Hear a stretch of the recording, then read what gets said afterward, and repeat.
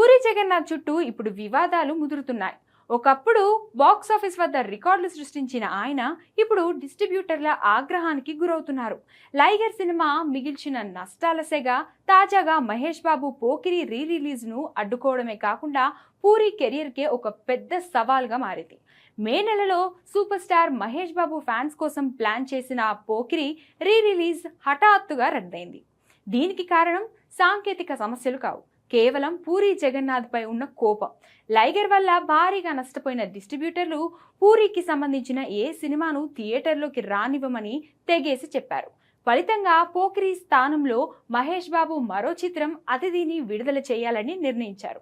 లైగర్ నష్టాలను భర్తీ చేస్తానని గతంలోనే పూరి డిస్ట్రిబ్యూటర్లకు మాట ఇచ్చారు. డబల్ ఇస్మార్ట్ సినిమా విడుదల తర్వాత బకాయిలు చెల్లిస్తానని హామీ ఇచ్చినా ఇప్పటికీ ఆ దిశగా ఎలాంటి అడుగులు పడలేదు.